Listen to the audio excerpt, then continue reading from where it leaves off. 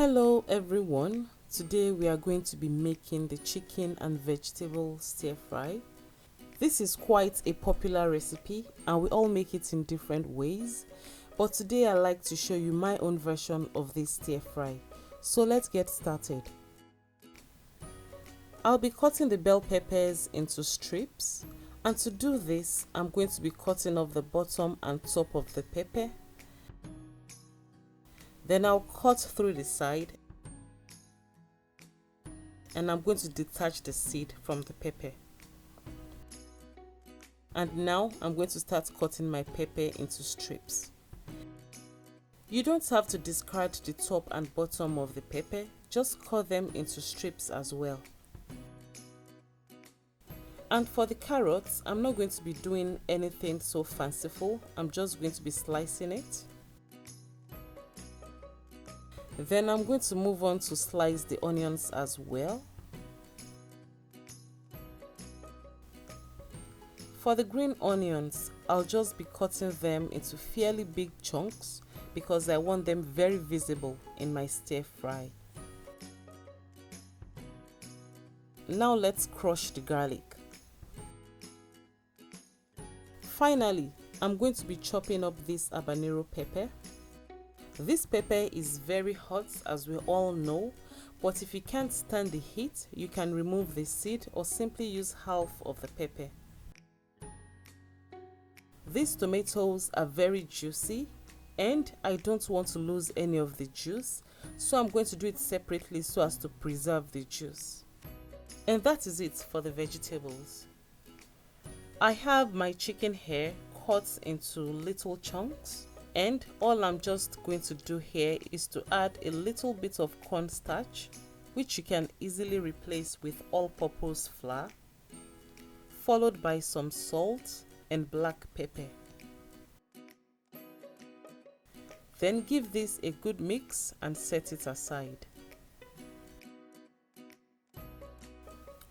Now preheat about 3 tablespoons of cooking oil in a pan over a medium to high heat.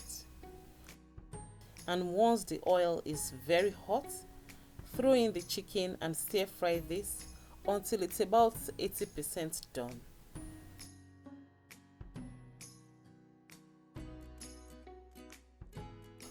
So now I'm going to add the curry powder, paprika and garlic. Then I'm going to be adding the carrots now because it takes a little bit longer to get done compared to the other vegetables. After about 30 to 40 seconds of cooking the carrots, I'm going to add the habanero pepper and I'm going to stir that in as well. At this point, I'm going to be adding the green, red and yellow bell peppers, followed by the onions and the tomatoes.